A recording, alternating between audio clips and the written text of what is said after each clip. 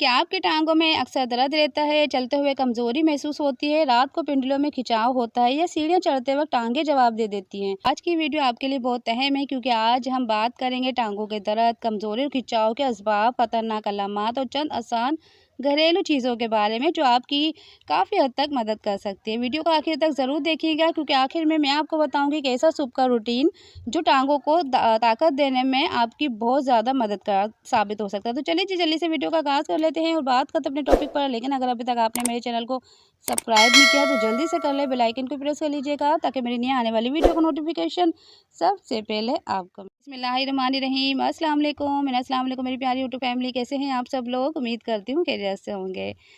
दोस्तों आज मैं बात करूंगी बहुत अहम मौजू पर, वो ये है कि टांगों का दर्द बहुत ज़्यादा बढ़ता जा रहा है। वजह क्या है इसके बारे में हम जानेंगे। दोस्तों पहले ऐसा होता था कि ज़्यादा उम्र हो जाती थी, यानी 40 प्लस या 30 प्लस से ऊपर ऐसा होता था कि हल्का हल्का दर्द होना शुरू हो जाता, उम्र के हिसाब से ये दर्द बढ़ जाता था। लेकिन अब तो यंगस्टर जो हमारे बच्चे बच्चियां हैं, ये छोटे बच्चे बच्चियां हैं और या उनसे भी छोटे बच्चे बच्चियां हैं, वो सब दर्द बताते हैं अपने पैरों में। उनको ज़रा सा काम बता दो तो कहते हैं हमसे नहीं हो रहा, हमारे पैरों में दर्द हो रहा है। वजह क्या हो सकती है?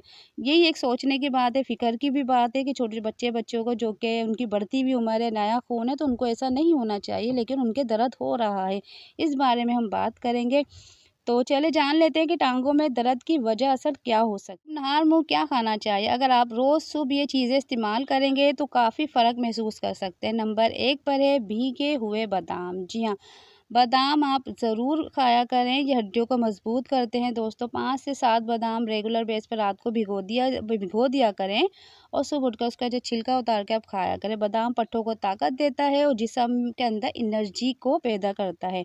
इसके अलावा आप केले का भी इस्तेमाल कर सकते हैं। केले में क्योंकि पोटाशियम होती है, जो खिंचाव जो होता है ना पिंडलियों में, उसको बेहतर करने में बहुत ज़्यादा आपकी मदद कर सकता है। इसके अलावा नीम गर्म पानी से नहा मुँह उठ के बगैर मुँह धोए हुए या कुल्ली किए हुए, अगर आप उसी मुँह से जो रात को आप सोते हैं तो सुबह उठ के अगर इसी मुँह से आप पानी पी लेते हैं ना नीम गर्म, तो आप यकीन करें खून की रवानी बेहतर हो जाती है और पेट के जितने भी मसाइल हैं वो भी हल होना शुरू हो जाते हैं। इसके अलावा दोस्तों वो कौन सी ग़िज़ाएँ हैं जिनको आप इस्तेमाल करके फ़ायदा उठा सकते हैं? सब जानते हैं दूध और दही का अगर इस्तेमाल किया जाए तो कैल्शियम की कमी को पूरा किया जा सकता है। हड्डियों के जो दर्द है वो बेहतर हो सकते हैं। आप मछली वीक में 1 से 2 बार पका सकते हैं। हरी सब्जियों का इस्तेमाल कर सकते हैं, दिन में 1 बार कोई भी सब्ज़ी आप बना सकते हैं। सलाद का इस्तेमाल करें। फ्रूट्स भी आपने रेगुलर बेस पे एक टाइम पे आपने नाश्ते में ज़रूर लेना है। बॉयल एग बहुत ज़्यादा बेहतर है। 1 से 2 एग आप एक बंदा ले सकता है। विटामिन सी वाली जितने भी फ्रूट्स हैं, जैसे माल्टा हो गया कि और इसके अलावा संतरा हो गया, ये लेमन हो गया, इस तरह के विटामिन सी वाले फ्रूट आप ले सकते हैं। यहाँ तक कि जो हमारी ग्रीन चिली है उसमें और शिमला मिर्च में भी विटामिन सी होता है, ये भी आप अपने खानों में यूज़ कर सकते हैं। ये ग़िज़ाएँ जिस्म को मज़बूत बनाने में मदद देती हैं।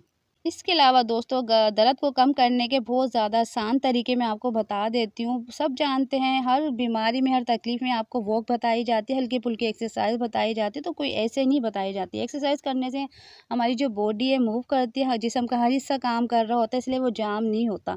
आप है ना इसको ज़रूर इस्तेमाल किया करें। अगर वर्जिश आपसे नहीं हो रही, एक्सरसाइज़ नहीं हो रही, योगा नहीं हो रहा है और दूसरी तरह की जो हार्ड एक्सरसाइज़ नहीं हो रही, तो हल्की-फुल्की वॉक तो आप कर सकते हैं, जिसमें सिर्फ चलना ही होता है। आधे घंटे या 20 मिनट तक आप वॉक करें, घर में ही कर लें। ज़रूरी नहीं है कि आपको जिम जाना है, वहाँ भारी भारी फ़ीस अदा करनी है। आप घर में भी हल्की-फुल्की वॉक कर सकते हैं 20 से 30 मिनट की। ज़्यादा देर तक एक जगह ना बैठें, 1 घंटे में या आधे घंटे में थोड़ा-सा वॉक करके बहाने से उठ जाया करें एक जगह से, ताकि आपकी जो हड्डियाँ हैं वो मूव करें। सही। इसके अलावा टाँगों में अगर दर्द होता हो तो हल्का-सी मसाज आप कर सकते हैं किसी भी ऑयल से। सरसों का ऑयल आप ले सकते हैं, हल्का नीम गर्म करके, जो भी आपके पास अवेलेबल हो वो आप ऑयल का इस्तेमाल कर सकते हैं। धूप में ज़रूर बैठा करें। बहुत से डॉक्टर हज़रात कहते हैं कि विटामिन डी धूप से नहीं मिल रही है, जबकि ऐसा नहीं है, डायरेक्ट नहीं मिल रही है विटामिन। और जो धूप है ना, जो सूरज वो विटामिन डी को प्रोवाइड करने का बहुत अच्छा सोर्स है। और उसकी अगर आप है ना विटामिन डी के अगर किसी किस्म के ना सप्लीमेंट लेते हैं ना, तो आप ना लिया करें, उसको छोड़ दें, क्योंकि जो जितने भी सप्लीमेंट है ना हमें आर्जी तौर पे फ़ायदा देते हैं, उसके अलावा इसके साइड इफ़ेक्ट बहुत ज़्यादा होते हैं। तो नेचुरल जब ये धूप अल्लाह पाक ने सूरज हमारे लिए बनाया है, तो 11 से 2 बजे के दरमियान की जो धूप है ना, वो 15 से 20 मिनट आप ज़रूर लिया करें। चेहरे पे भी अगर थोड़ी बहुत धूप आ जाए तो कोई हर्ज नहीं है। लोग काले होने की वजह से धूप को नहीं लेते हैं, जो कि बहुत गलत है, जबकि आपको पता है कि हड्डियों की मजबूती के लिए धूप का लेना बहुत ज़रूरी है। मैं ये नहीं कह रही 11 से 2 बजे तक आप धूप में ही बैठे रहें, आपने सिर्फ 20 मिनट या 15 मिनट की धूप लेनी है, ताकि आपकी हड्डियाँ मजबूत हों। इसके अलावा हड्डियाँ मजबूत होने के साथ साथ जिस्म की बहुत सारी बीमारियों के लिए, तकलीफ़ के लिए हमारे बॉडी को ना धूप की बहुत ज़्यादा ज़रूरत है, क्योंकि विटामिन डी हमारी बॉडी में पूरा होता है, तो कैल्शियम, आयरन, ये तमाम चीज़ें हमारी बॉडी में अच्छे से जब्स होती हैं। खतरनाक अलामात क्या क्या हो कि आपको डॉक्टर के पास ज़रूर जाना चाहिए। अगर आपको ये अलामात हैं तो डॉक्टर से ज़रूर रब्ता करें। टांग में शदीद सूजन, चलने में बहुत मुश्किल पेश आए, सुन्न होना या जलन होना या मुसलसल दर्द का होना। इसके अलावा दोस्तों सांस फूल रहा हो तो उस वक्त भी डॉक्टर के पास जाना ज़रूरी है। दोस्तों हमारी रोज़मर्रा की खुराक और आदतें ही हमारी सेहत बनाती हैं या बिगाड़ती हैं।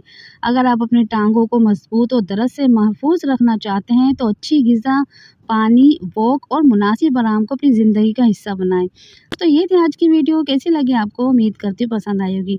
अगर अच्छी लगे तो प्लीज़ लाइक करें, कमेंट करके हौसला अफजाई करें और मेरे चैनल एंता रहल को सब्सक्राइब करना हरगिज़ ना भूलें। मिलते हैं नेक्स्ट वीडियो में। उस वक्त तक के लिए दें मुझे इजाज़त। अल्लाह हाफिज़।